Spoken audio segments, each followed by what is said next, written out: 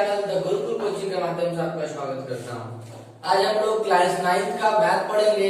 Math में आज chapter 2 है पॉलिनोमियल। पॉलिनोमियल का मतलब होता है बहुपद। अब बहुपद क्या होता है? बहुपद के बारे में कुछ चीजें हैं जो आप सबसे पहले दो शर्त है उसके बारे में जान लीजिए। जैसे बहुपद, बहुपद के क्या है, कहा जाता है कि बहुपद के दो पहचान। बहुपद को हम दो तरीकों से पहचान सकते हैं। कोई क्वेश्चन पूछेगा कि कौन बहुपद है कौन बहुपद नहीं है, तो उसको पहचानने का दो तरीका है। एक कि जो उसका घात होगा, जो उसका पावर होगा वो पॉजिटिव होगा, ठीक है। उसके बाद जो उसका मान होगा, जो वैल्यू हम रखेंगे वो पूरा मान होगा। ये नहीं वो ना तो फ्रैक्शन में नहीं रहेगा, भिन्न में नहीं रहेगा या प्रतिशत में नहीं रहेगा, ठीक है। और घात जो होगा ये 0 हो सकता है, 1 हो सकता है, 2 हो सकता है और आगे तक बढ़ सकता है, लेकिन कभी भी इसका घात जो है निगेटिव नहीं होगा या भिन्न के रूप में नहीं होगा। तो अगर ऐसा रहे तो हम क्या कहेंगे कि वो बहुपद है, पॉलिनोमियल है। पॉलिनोमियल में दो चीजें होती है, एक होता है वेरिएबल। वेरिएबल कहने का मतलब होता है चर, ठीक है। दूसरा टर्म है कांस्टेंट। कांस्टेंट का मतलब होता है अचर। जितने भी अल्फाबेटिकल वैल्यू है x y z a b c, ये सारे जो है वेरिएबल कहलाते हैं। और कांस्टेंट क्या कहलाते हैं? जो न्यूमेरिक वैल्यू है 0 1 2 3 4 5 डॉट डॉट डॉट और आगे तक जाएगा। तो वेरिएबल वैल्यू जो अल्फाबेटिकल जो है वो सारे वेरिएबल होंगे, चर होंगे, और कांस्टेंट जो है वो न्यूमेरिक वैल्यू होंगे। अब बात करते हैं, जैसे अब कहा जाता है 2 into x plus 5 into y, यानी क्या होगा 2x प्लस 5y, ठीक है। तो ये क्या बनती है कि बीजीय व्यंजक बनता है जब वेरिएबल और कांस्टेंट का कॉम्बिनेशन करते हैं। वो कॉम्बिनेशन अब या तो ऐड करके कर सकते हैं, सब्ट्रैक्शन से हो सकता है, मल्टीप्लिकेशन हो सकता है या डिवीजन हो सकता है। किसी भी तरह से अगर कॉम्बिनेशन होता है वेरिएबल और कांस्टेंट के बीच, तब वो क्या बनता है, तब जाकर बीजीय व्यंजक बनता है। और ये बीजीय व्यंजक ही क्या कहलाता है? ये बीजीय व्यंजक है।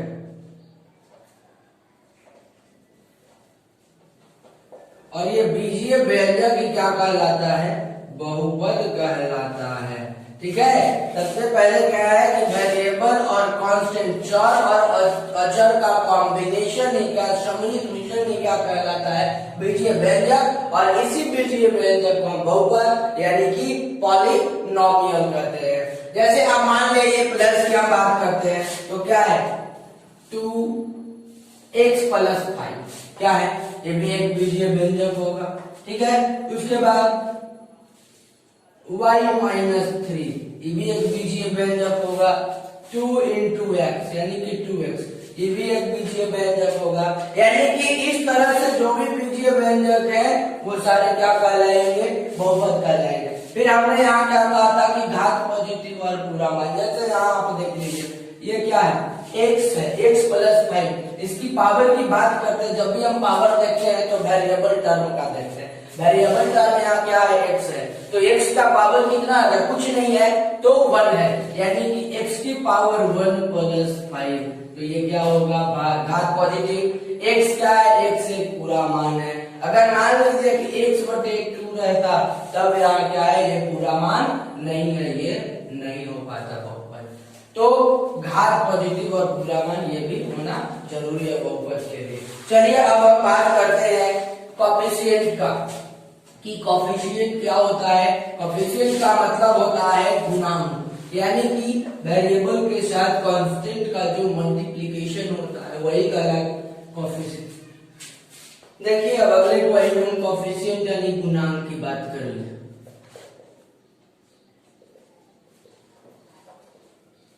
कोएफिशिएंट क्या कहलाता है? जैसे मान लीजिए है 2x square plus 5x plus 7, ठीक है, यही दिया हुआ है। और कहता है कि x स्क्वायर का कोएफिशिएंट निकालिए। Coefficient of x square, x square का कोएफिशिएंट क्या होगा, एक्स स्क्वायर का गुणांक क्या होगा। गुणांक का मतलब होता है कि अगर जिसके बारे एक्स स्क्वायर के बारे में पूछ रहा है तो एक्स स्क्वायर के साथ कौन सा नंबर गुना में है, तो क्या 2x स्क्वायर है, यानी कि 2 गुने एक्स स्क्वायर। एक्स स्क्वायर के साथ कौन सा नंबर गुना में है, 2, यानी कि एक्स स्क्वायर का कोएफिशिएंट कितना होगा, 2 होगा। अगर x का कोएफिशिएंट पूछ दे, कोएफिशिएंट ऑफ x का कोएफिशिएंट क्या होगा, तो x के साथ क्या है 5x है, यानी कि 5x के बराबर क्या होता है 5 into x, यानी कि x के साथ कौन सा नंबर मल्टीप्लिकेशन में है 5 है, तो x का कोएफिशिएंट क्या होगा 5 होगा।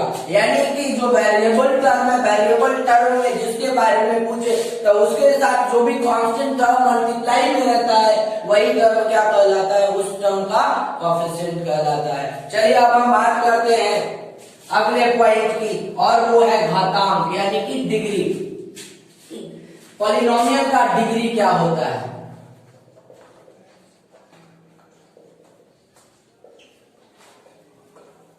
ये मान लीजिए दिया हुआ है 7x³ plus 5x square plus 7x plus 9, ये दिया हुआ है।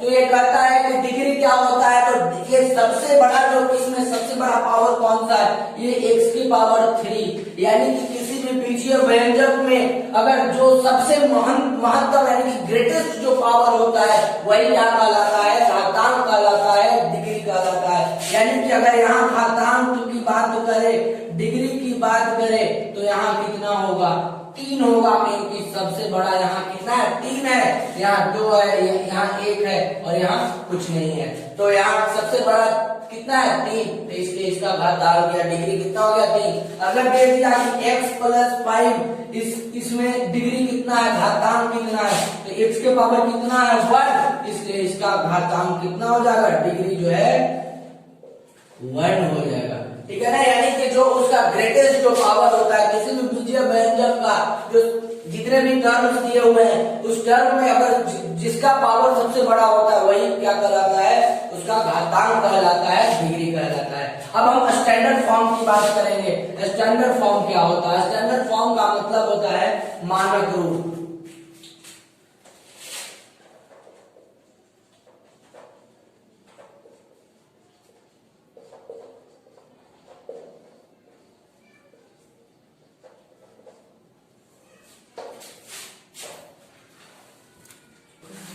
चलिए हम मानक रूप यानी कि स्टैंडर्ड फॉर्म की बात करते हैं। स्टैंडर्ड फॉर्म में जब हम किसी पॉलिनोमियल यानी बहुपद को जब लिखते हैं तो उसके लिखने की 2 तरीके हैं। सबसे पहला जो तरीका है वो है असेंडिंग ऑर्डर,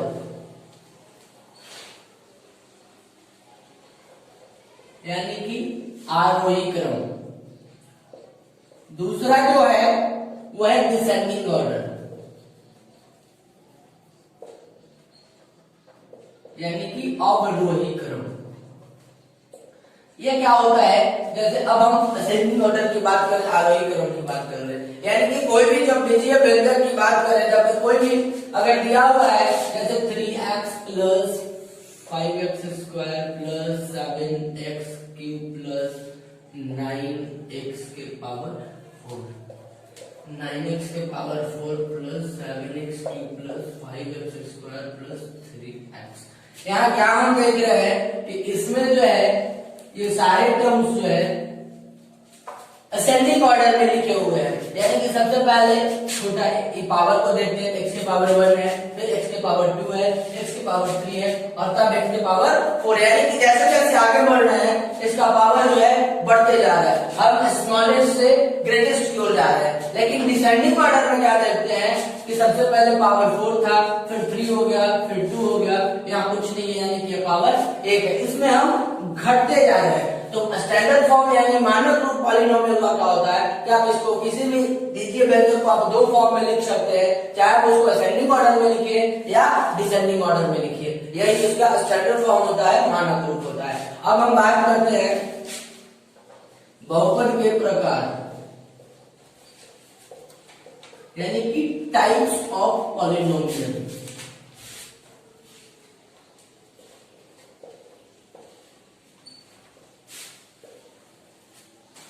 अब इसमें भी पहला है अकॉर्डिंग टू टर्म्स, और अकॉर्डिंग टू टर्म्स की बात कर लेते हैं। टर्म्स का मतलब यानी कि पदों के अनुसार। जैसे मान लीजिए कि जहां एक पद हो, ठीक है, जिस पॉलिनोमियल में सिर्फ एक ही पद हो, जैसे 2x या और भी हो सकता है 3x + 5, या और भी हो सकता है x² + 7x + 9, या और भी हो सकता है 3x + 5x² + 9x + 50। ठीक है, तो यहाँ कितने पद है? यहाँ टर्म की संख्या एक है, पद की संख्या एक है, इसको क्या कहेंगे? मोनोमियल।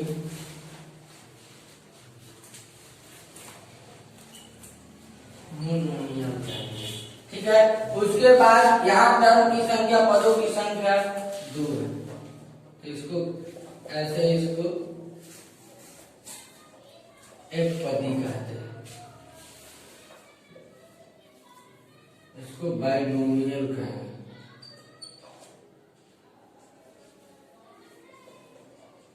द्विपदी। यहाँ कितना है? पदों की संख्या 3 है, ट्राइनोमियल कहेंगे, यानी कि त्रिपदी। उसके बाद यहाँ जो है 4 पद, यानी कि जब एक से अधिक पद हो, 2 हो, 3 हो, 4 हो, तो वैसे व्यंजक को हम पॉलिनोमियल भी कहते हैं, यानी कि बहुपद, यानी कि एक से जब अधिक पद हो। ये अकॉर्डिंग टू टर्म्स हो गया। लेकिन अगला हम बात करते हैं, इसी में क्या है, अब अकॉर्डिंग टू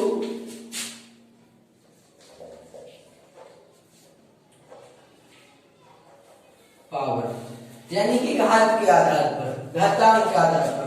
मान लीजिए यहाँ क्या है x + 5, इसमें क्या है कि टर्म्स नहीं देखे जाते हैं, आप कितने भी बड़े बड़े आप लिख सकते हैं, कितना भी एक में 10 टर्म आप यूज कर सकते हैं, लेकिन यहाँ पे पावर देखा जाता है, यानी कि यहाँ पावर कितना है 1, तो इसको हम क्या कहेंगे? लीनियर। लीनियर का मतलब होता है रैखिक बहुपद। दूसरा जैसे देखिए x² + 7, और एक बड़ा हो सकता है नहीं, 3 टर्म है, टर्म से हमें कोई लेना देना नहीं है। इसमें कितना है? ये 2 है, इसको हम द्विघात कहते हैं, द्विघात बहुपद यानी कि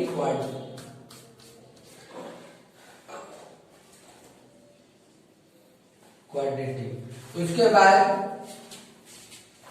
अब मान लीजिए कि 3 टर्म वाला हो,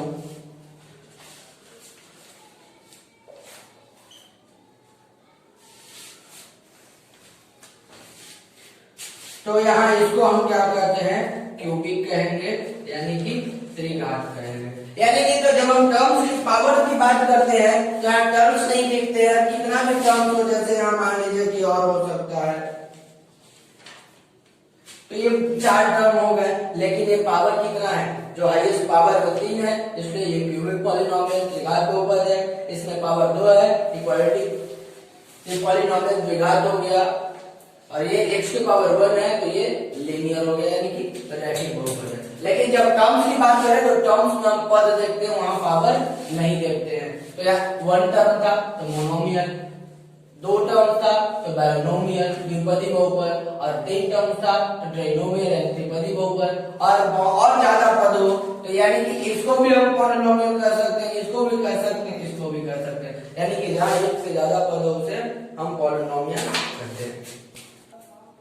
चलिए अब क्वेश्चन को देखते हैं। कहता है कि निम्न में जो है कौन एक चर में बहुपद है? चर का मतलब, एक चर का मतलब यानी कि वन वेरिएबल पॉलिनोमियल। कहता है which of the following polynomial in one variable, जो वन वेरिएबल हो, जिसमें सिर्फ एक ही वेरिएबल का यूज हो और साथ ही साथ वो बहुपद हो। चलिए यहाँ क्या बात देखते हैं, यहाँ क्या है?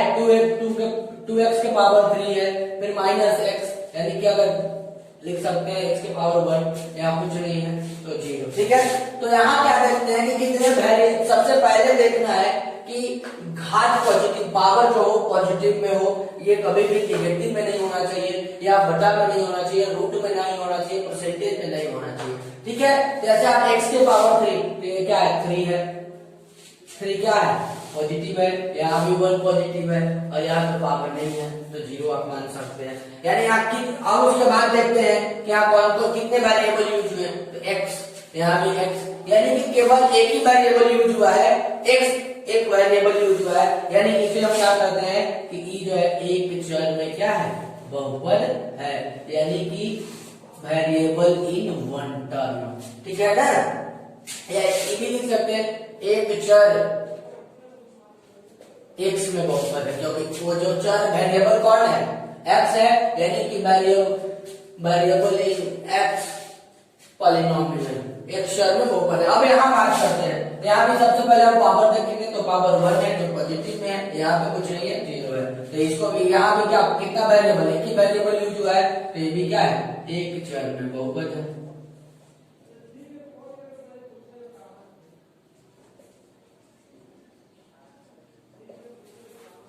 उसके बाद अब हम यहाँ बात करते हैं, यहाँ क्या है y के पावर -3, यहाँ क्या देखते हैं कि पावर जो है माइनस में आ गया है, पावर क्या है माइनस में आ गया है, जब पावर जब माइनस में आ जाए तो ये वेरिएबल ये जो है बहुपद हो ही नहीं सकता, यानी कि इसको क्या लिखेंगे कि बहुपद नहीं है, यानी कि it is not a polynomial. अब यहाँ देखिए x के पावर जो 20 पॉजिटिव है, y के पावर 40 भी पॉजिटिव है, z के पावर 60 पॉजिटिव है। ये क्या है, कितने वेरिएबल यहाँ यूज हुए हैं, x एक वेरिएबल है, y एक वेरिएबल है और एक z एक वेरिएबल है, यानी कि यहाँ 3 वेरिएबल यूज हुए हैं, यानी कि ये भी एक चर में बहुपद है। ये कितने चर में, ये जो है 3 चर, यानी कि x y z में बहुपद है, एक चर में बहुपद नहीं है, ये 3 चर, एक x चर है, y एक चर है और z यानी कि 3 वेरिएबल में ये क्या है पॉलिनोमियल है। चलिए अब हम बात करते हैं, मान लीजिए कि अगर क्वेश्चन आता है आपका कि x स्क्वायर का गुणांक लिखिए, यानी कि कोफिशिएंट बताएं। क्वेश्चन दे दिया 3x square plus 5x plus 9, ये क्वेश्चन है। तो x स्क्वायर का कोफिशिएंट पूछ रहा है, यानी कि कोफिशिएंट ऑफ x स्क्वायर, तो x स्क्वायर के साथ हम कोफिशिएंट में क्या होता है कि जिसका पूछे, जिस टर्म का पूछे, जिस वेरिएबल का पूछे उसके साथ देखते हैं कौन सा नंबर मल्टीप्लिकेशन में है। तो यहाँ कौन सा नंबर है, x स्क्वायर के साथ 3 है, तो यानी कि कोफिशिएंट ऑफ x स्क्वायर यानी x स्क्वायर का गुणांक कितना होगा, 3 होगा।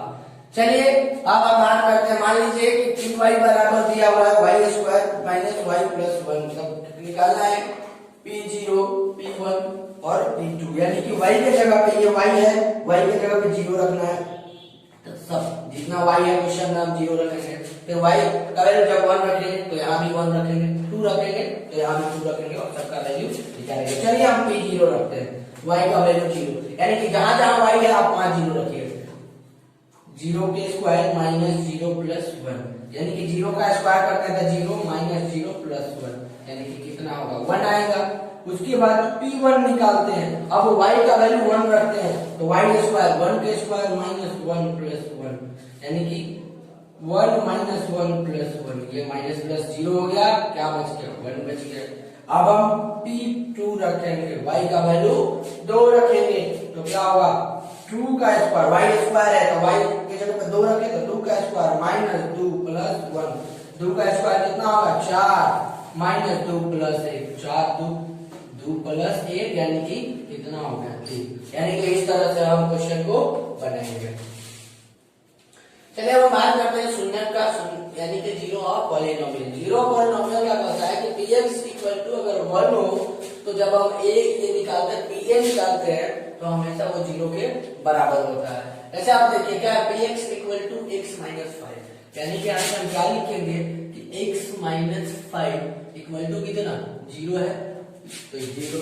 अब इसको ये नंबर क्या है, ये वेरिएबल है कांस्टेंट है, 0 भी कांस्टेंट है, तो इसको भी हम उस तरफ भेजेंगे, यानी कि इसलिए x इक्वल टू कितना होगा 0, इधर माइनस में है तो उधर जाके प्लस में होगा, यानी कि x का वैल्यू कितना हो गया 5, तो ये इसका x हो जाएगा।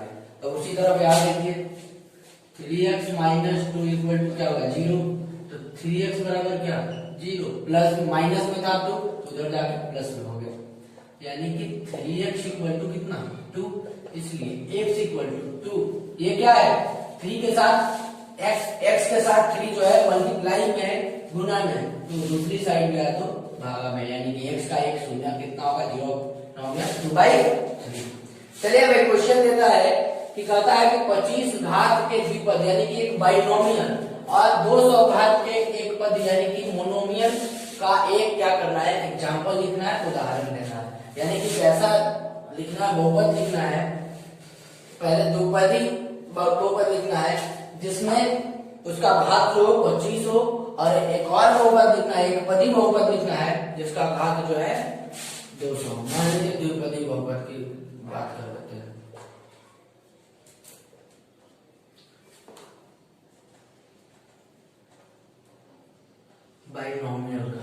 बाइनोमियल में क्या होता है कि जिसमें कितने टर्म है, 2 टर्म, यानी कि 2 टर्म लिख लेते हैं पहले, x + 9 2 टर्म हो गया। अब कह रहा है घात कितना होना चाहिए 25, यानी कि घात का मतलब होता है पावर, यानी कि x के पावर 25। देखिए तो अब x के पावर 25 भी हो गया, और कितने टर्म 2 टर्म, ये बाइनोमियल पॉलिनोमियल हो गया।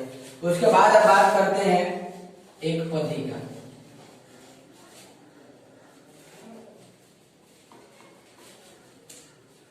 मोनोमियल ये क्या होता है, इसमें एक ही पद है, मान लेते हैं कोई भी एक पद y मान लिए, कोई भी एक वेरिएबल मान लिए y, और y का पावर कितना 200 दे दिए, तो इस तरह से क्या होगा, ये पदी बहुपद है मोनोमियल जिसका पावर 200, ये द्विपदी बहुपद है जिसका पावर जो है 25। ठीक है, अब हम लोग पढ़ेंगे remainder theorem and factor theorem. Remainder यानी कि शेषफल प्रमेय, और फैक्टर थ्योरम यानी गुणनखंड प्रमेय। चलिए कुछ चीजों को हम लोग पढ़े हैं जो पहले, कि भाज्य बराबर क्या होता है। भाज्य बराबर होता है भाजक में भागफल प्लस शेष। चलिए हम लोग बहुत पहले ही पढ़ चुके हैं।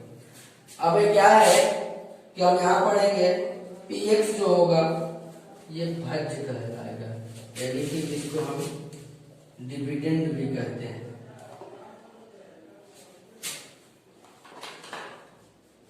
qx भाजक, यानी कि जिसको हम डिवीजन भी कहते हैं। gx भागफल, जिसको हम कोसेंट भी कहते हैं। rx शेष या शेषफल, जिसको हम रिमाइंडर भी कहते हैं। तो यानी कि क्या होगा कि px इक्वल टू qx गुने gx प्लस rx। ठीक है, ये हम ऑलरेडी पढ़ चुके हैं कि भाज्य बराबर भाजक गुने भागफल प्लस शेष, यानी कि px क्या है डिविडेंड है, qx भाजक डिवीजन है, gx भागफल कोशेंट है, rx शेषफल यानी रिमाइंडर है। यानी कि px इक्वल टू क्या होगा qx into gx plus rx। चलिए क्वेश्चन दिया हुआ है कि px equal to 4x³ plus 3x² plus 2x plus 3 और qx equal to x plus 4। कहने का मतलब है px जो है ये क्या है भाज्य है, और ये जो है भाजक। हमको डिवाइड इसमें इससे भाग देना है, डिवाइड करना है, उसके बाद रिमाइंडर बताना है कि शेषफल कितना होगा। ऐसे अगर मान लीजिए कि कोई नंबर रहता था, अगर मान लीजिए कि 864 है, इसको अगर 8 से हमको डिवाइड करना होता था, तो हम क्या करते थे, टेबल पढ़ते थे और तब डिवाइड दे देते थे। यहाँ पे ठीक हम उसी तरह करेंगे जो हमने पहले बचपन में कर चुके हैं। x प्लस 4 से 4x³ plus 3x² plus 2x plus 3 divide देना। हाँ, भले ही इसमें वहां केवल नंबर था, कांस्टेंट को कांस्टेंट से हम डिवाइड देते थे, यहाँ वेरिएबल और कांस्टेंट दोनों है और दोनों से डिवाइड करना है। तो सबसे पहला क्या करेंगे कि पहले टर्म को देखेंगे।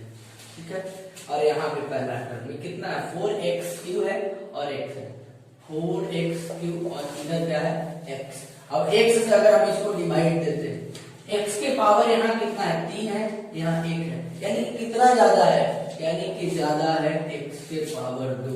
अगर x में हम x स्क्वायर से गुना करते हैं तो कितना होगा, x³ होगा। चलिए इसको और तोड़ लीजिए, 4 गुने x गुने x, ठीक है। उसके बाद हमको डिवाइड देना है x से हम हटा देते हैं x के पावर 3 का x गुने x गुने x, एक x से एक x कट गया, क्या बचा 4 बचा, और x के पावर क्या बचा 2। यानी कि अगर हम 4x स्क्वायर में अगर x से गुना करेंगे तो कितना होगा 4x³ होगा। तो हम क्या करेंगे कि 4x स्क्वायर से इसको डिवाइड देंगे, 4x³ हो गया। अब क्या करेंगे, पहले टर्म से तो पहले टर्म को हम डिवाइड दे देंगे, लेकिन यहाँ क्या है दूसरा टर्म 4 है, तो जितने बार में पहले टर्म से डिवाइड दे उतने से दूसरे टर्म को गुना करेंगे। यानी कि 4x स्क्वायर को अब 4 से क्या करेंगे हम गुना करेंगे। तो जब वेरिएबल और कांस्टेंट में कांस्टेंट से मल्टीप्लाई करना होता है तो केवल सेम को ही डिवाइड मल्टीप्लाई होता है। हम अब 4 में 4 से मल्टीप्लाई करेंगे तो 16x स्क्वायर का x स्क्वायर आ जाएगा, यानी कि भी प्लस में, यानी कि प्लस 60x स्क्वायर। उसके बाद हम क्या करते हैं, इसका नीचे वाले का साइन देखते हैं। नीचे वाला क्या है, ये नंबर जो प्लस में है तो माइनस में कर देते हैं, ये वाला नंबर भी प्लस में है तो माइनस में कर देते हैं। अब देखते हैं ऊपर वाला नंबर प्लस में, नीचे वाला माइनस में। अब ये वाला साइन देखेंगे, ये वाले साइन भूल जाएंगे, ठीक है ना। तो ये वाला साइन प्लस में, ये माइनस में, सेम नंबर कट गया। अब यहाँ कितना है -16x स्क्वायर, यानी कि 3x square minus 16x square. तब x स्क्वायर का तो x स्क्वायर होगा, लेकिन अब -16 में से 3 घटाएंगे तो कितना होगा -13x स्क्वायर होगा। यानी कि हम यहाँ क्या लिख देंगे -13x स्क्वायर। ऊपर क्या बचा होगा +2x +3, ठीक है। उसके बाद अब फिर पहले नंबर से पहले नंबर को लगाएंगे तो क्या है -13x स्क्वायर, तो -13x स्क्वायर बराबर क्या लिख सकते हैं -13 गुने x। अब डिवाइड देंगे किससे, x से, तो क्या होगा x से x खत्म, कितना आया बचा -13x। यानी कि अगर -13x में हम x से गुना करते हैं तो कितना आएगा -13x स्क्वायर आएगा। यहाँ लिखेंगे हम -13x, तो ये आ गया -13x। अब -13x में दूसरा टर्म कितना है +4 से गुना करेंगे।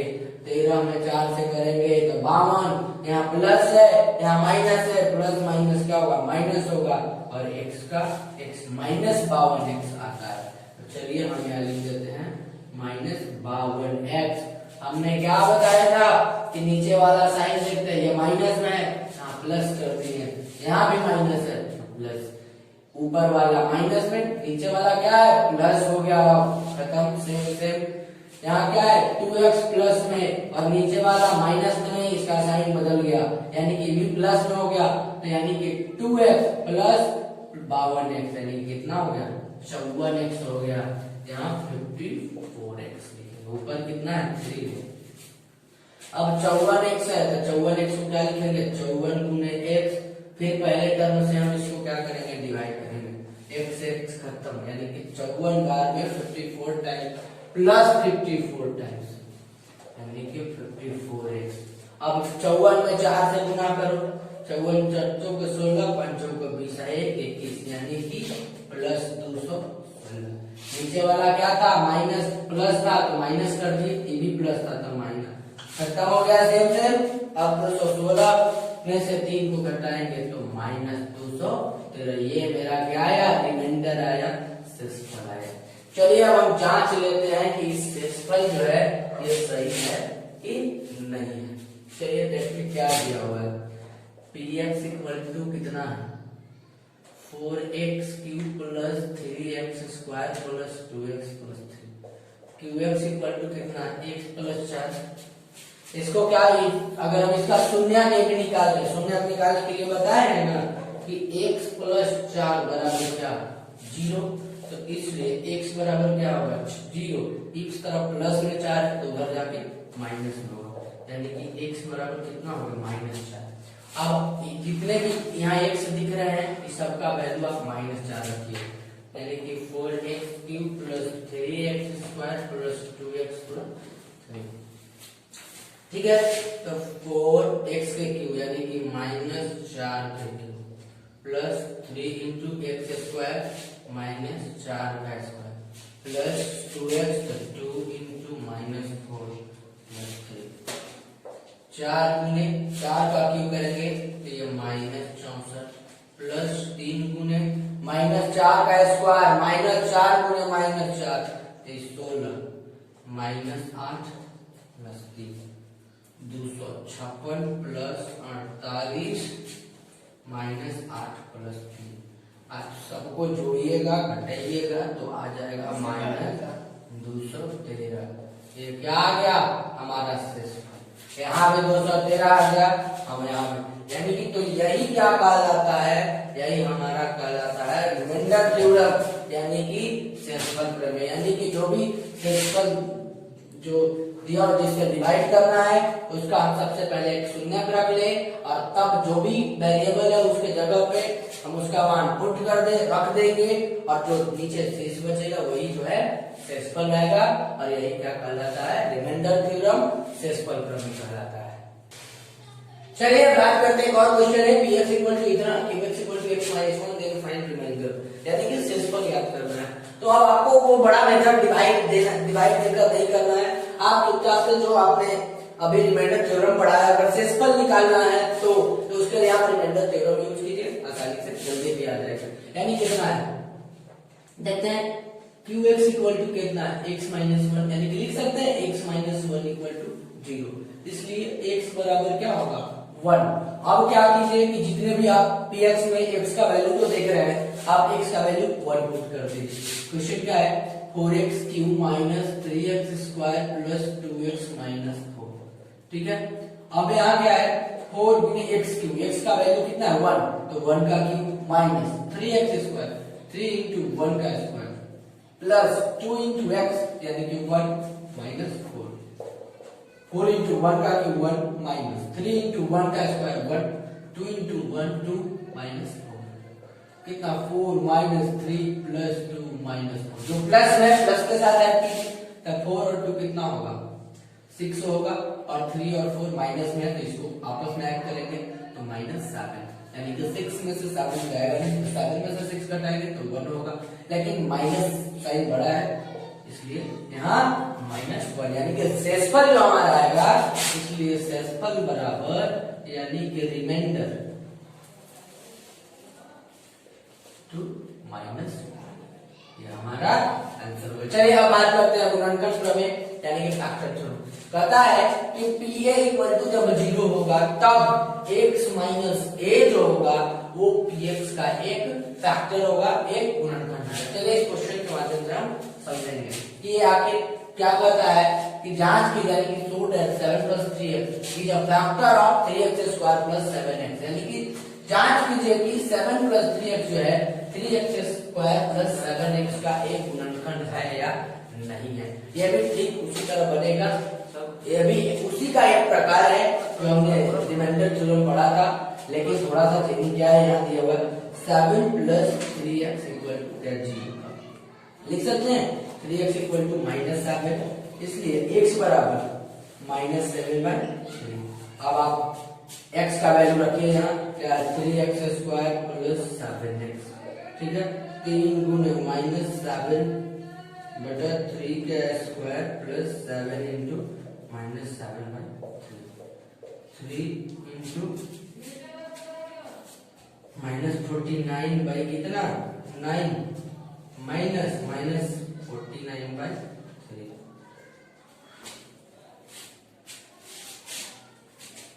कितना आएगा -49/3 -49/3, एलसीएम निकालते हैं तो 3 -49 -14 यानी कि -98/3। अब यहाँ क्या देखते हैं हम क्या कहते हैं कि pa बराबर 0 जो आएगा 0 के बराबर आना चाहिए, अगर 0 के बराबर आएगा तब x माइनस ये यानी कि ये वाला जो है इसका एक गुणनखंड यानी फैक्टर होगा। लेकिन minus 98/3 not equal to 0, then 7 plus 3x is not a factor of 3x square plus 7x, यानी कि जब ये 0 के बराबर नहीं है तब 7 plus 3x जो होगा वो इस 3x स्क्वायर प्लस 7x का एक गुणनखंड नहीं होगा। यहाँ जब हम निकालते हैं वैल्यू वो 0 अगर यहाँ आ जाता तब ये जो है इसका एक गुणनखंड होता। ठीक है, तो इस तरह से आपके चैप्टर खत्म हो चुके हैं। कृपया वीडियोज को लाइक करें, साथ ही साथ चैनल को सब्सक्राइब करें एंड बेल आइकन भी दबा लें ताकि नए वीडियो की नोटिफिकेशन आप तक सबसे पहले पहुंचे। धन्यवाद।